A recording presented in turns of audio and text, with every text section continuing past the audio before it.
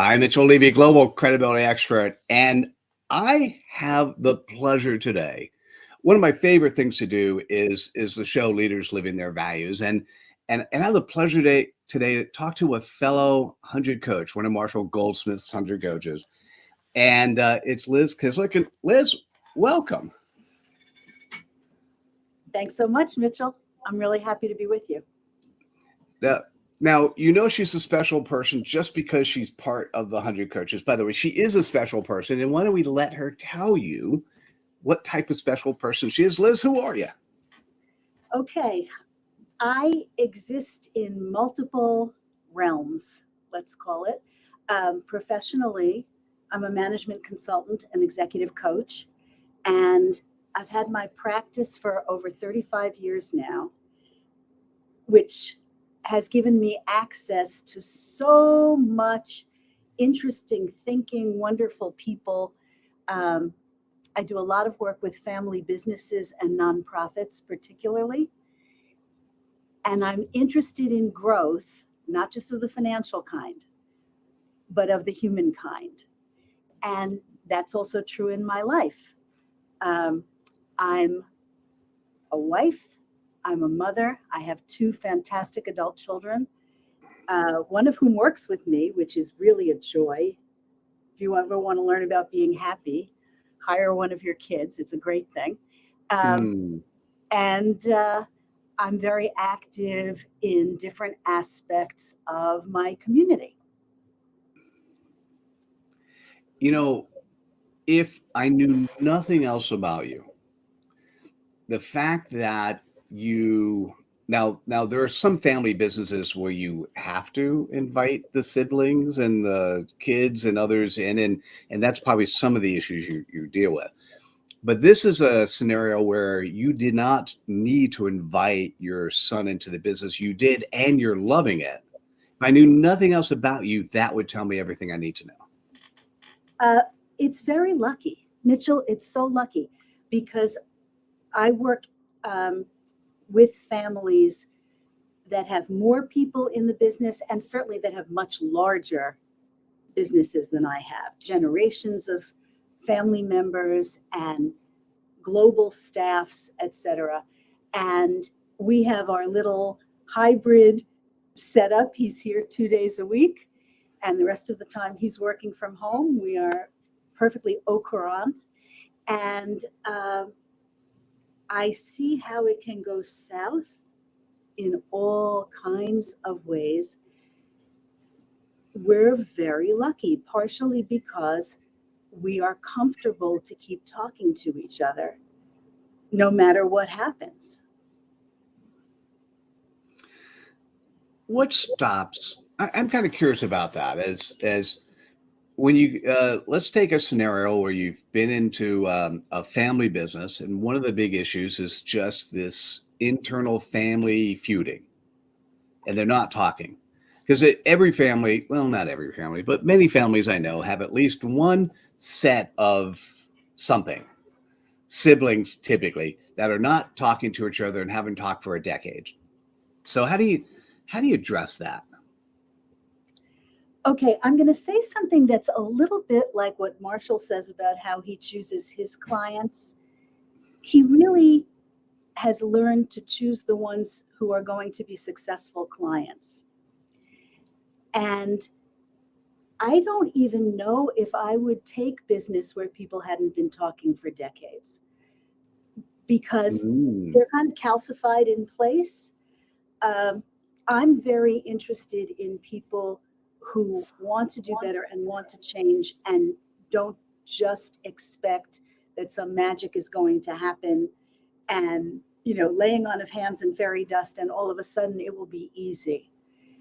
So I think if it's that bad, I probably will help them find somebody else. Oh, I love that. That's a great answer.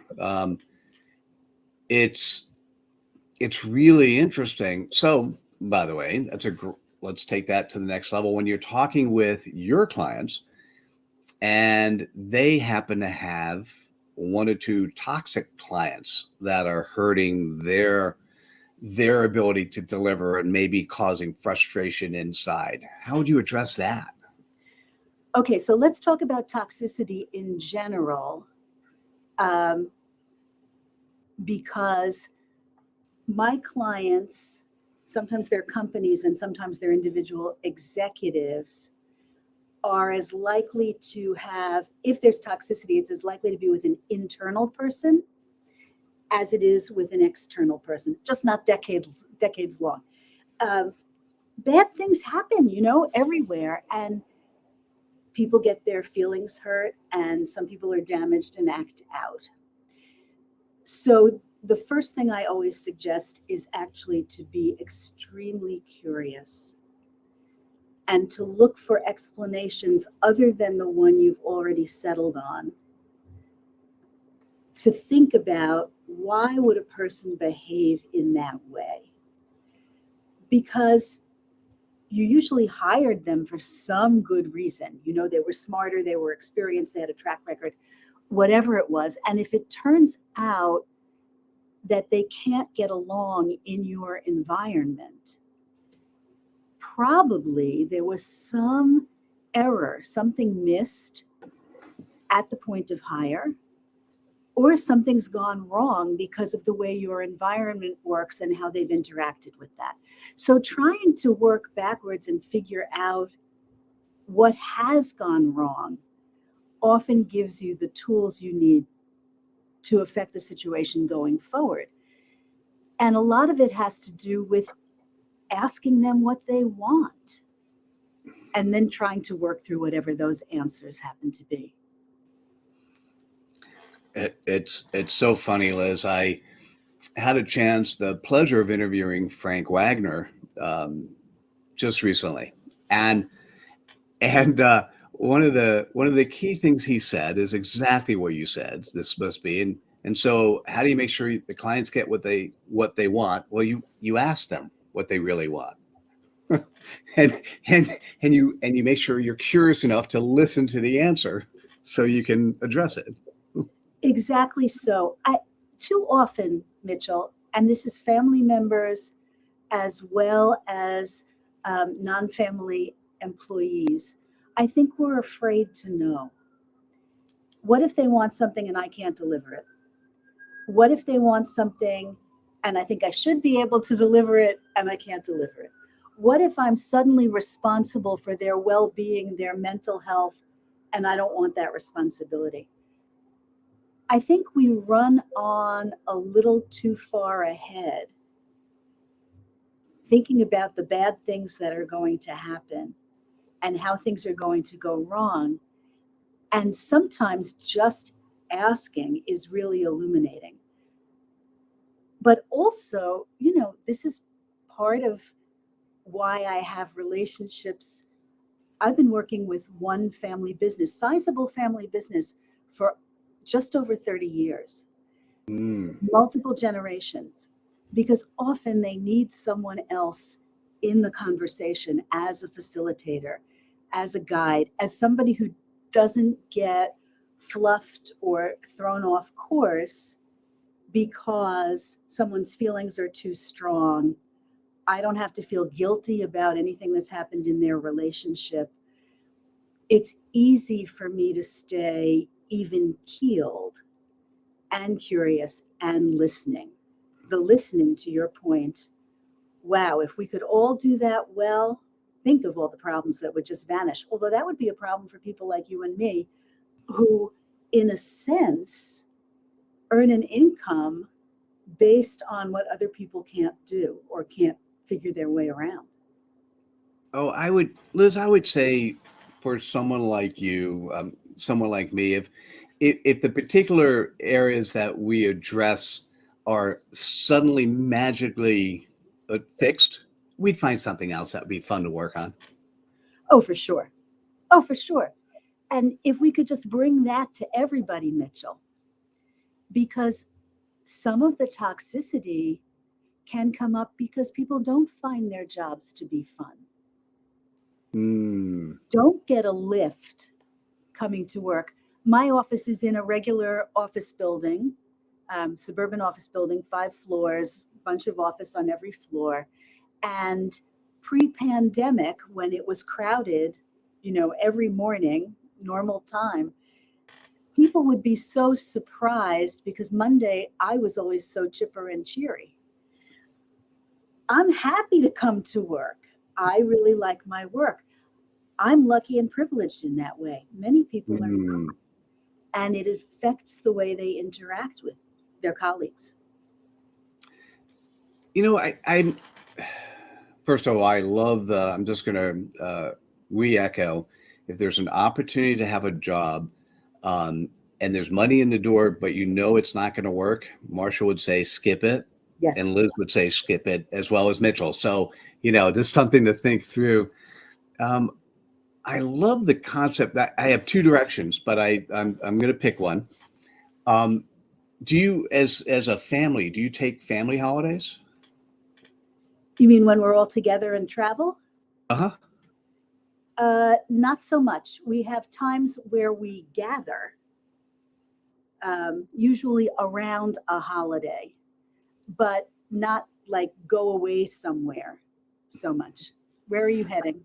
Oh, I was just kind of curious, if you're working with your son and you take family holidays, do you still take family holidays together? Okay, I see. Okay, that's a great question. So first of all, we haven't even been working together a year yet. It's quite recent. And I thinking about it, for me, a real break is actually alone. That's the most restorative for me. I think some of that is, so I'm an introvert. I'm in dialogue a lot of the time. And there's a kind of caregiving that is part of my work. It's not just, it's very structural in the consulting assignments, but it's not just structural, it's very interpersonal. That would have to be true to be with families a long time.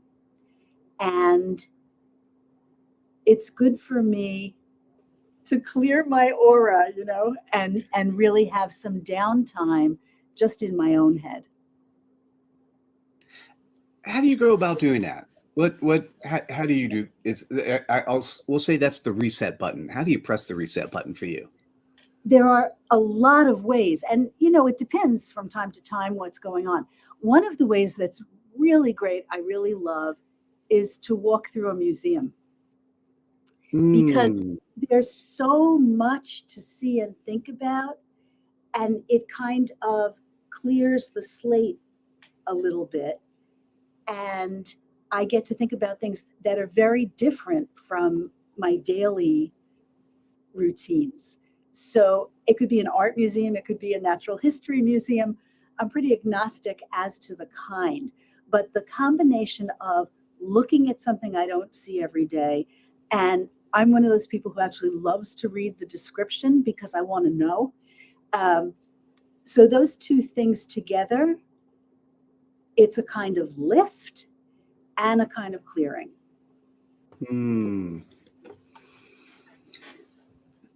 And because many times the museums are quiet or people are not talking really loud, it's okay to be in your own bubble.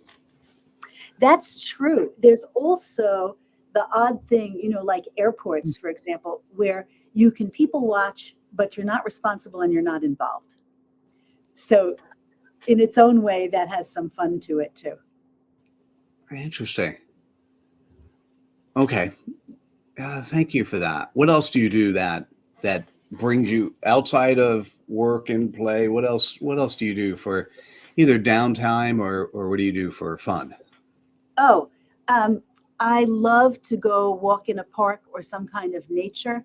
A fairly recent interest of mine is trying to learn the names of more trees and plants. And I have this app, and you just point it, and all of a sudden you have the name and some history, information about the plant. I've just been really interested in that lately. Nice. Well, I love your absolute curiosity comes through. Yeah. one of the things that's powerful about what I would call good executive coaches is that they actually are curious, they ask good questions, and they listen when you respond. And it's always surprising when if you're not used to that, it's always surprising when that ends up happening. I'm going to switch directions because there was a top. I went down two paths before. This is a Oh, different one. sure. Good. How does somebody? I don't know if I don't think it's about the mechanics, but how does somebody actually pick up a client that they end up holding for 30 years? And it's not Okay. about the mechanics thing. It's more of the like you've done a good job of navigating generations. Yeah.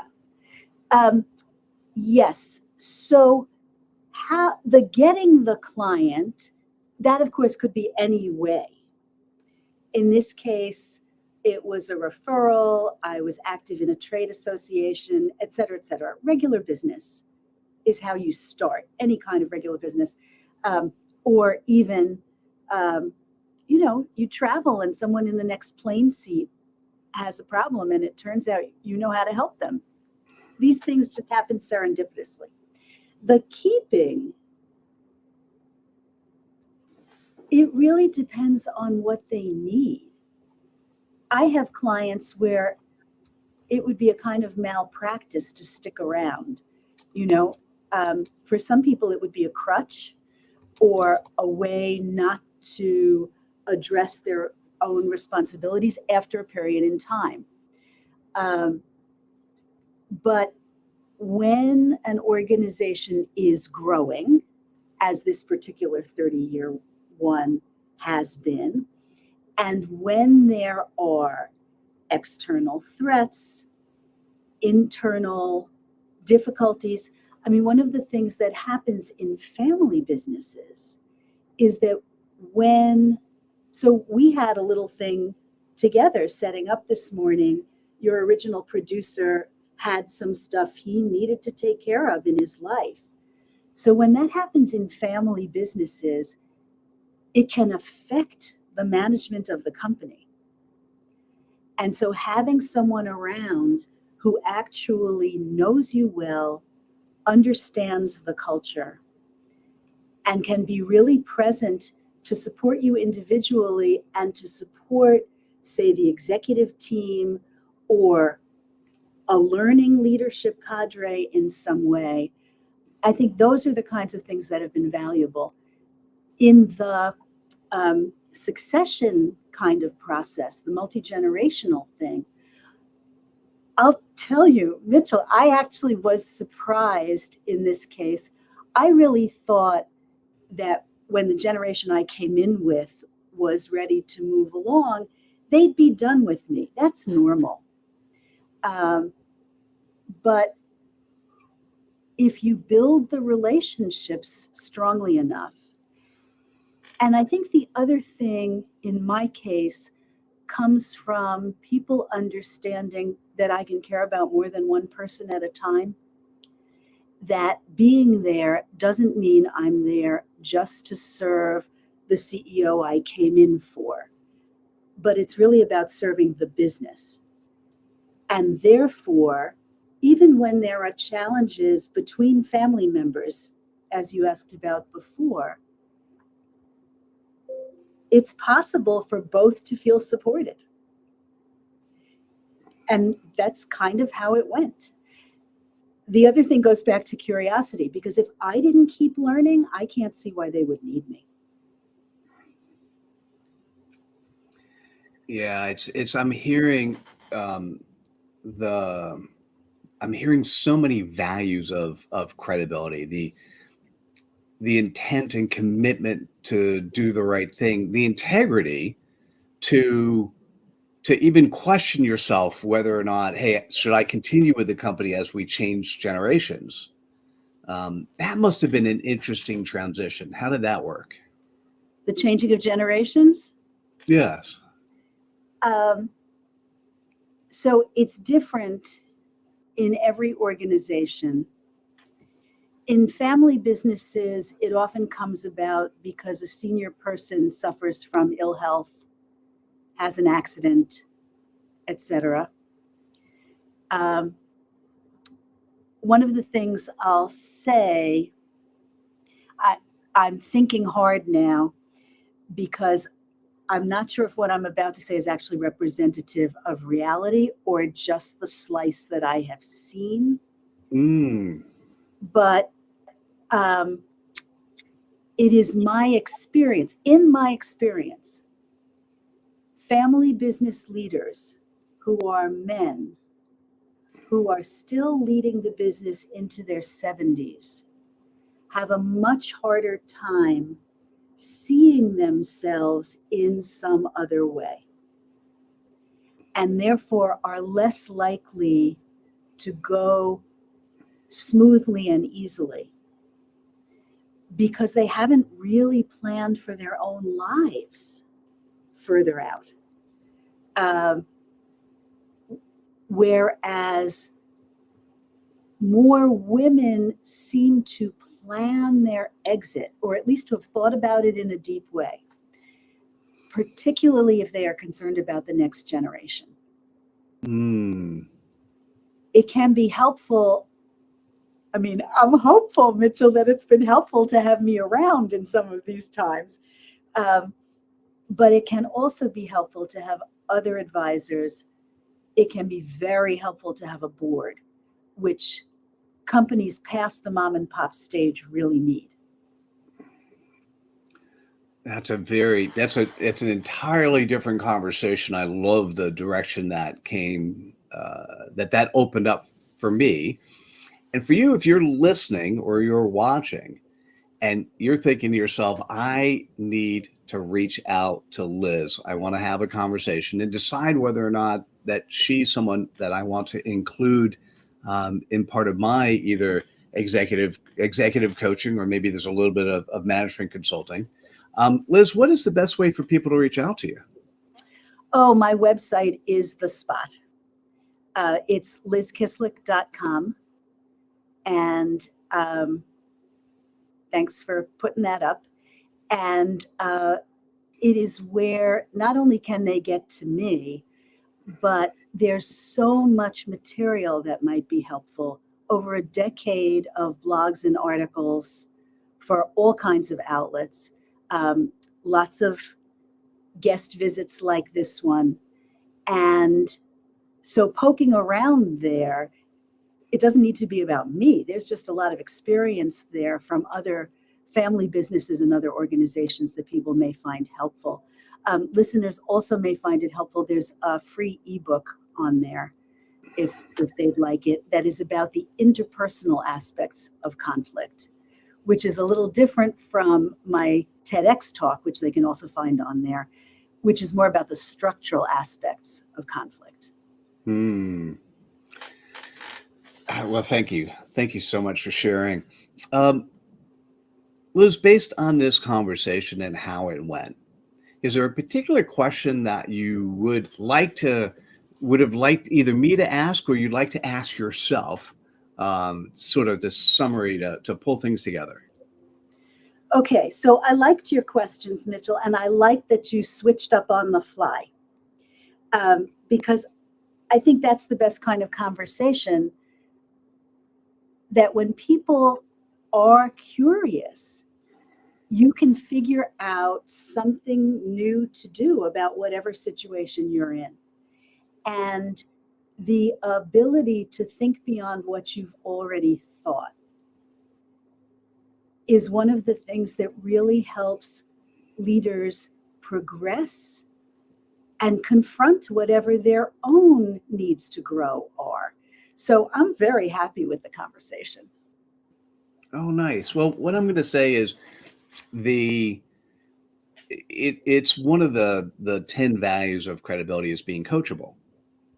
And if I assume that if you were looking at a potential client and they're absolutely not coachable, that would be a no. For me, that's a no. Hard no. Yeah, that's a hard no. That's a pass fail. But what if they're partially coachable? They're just not coachable. They'll never learn from a family member or another family member, right? And everyone has a good heart, but there's some interesting dynamic Yes. there. How do you give me an example of or yeah, give me an example. What would you do?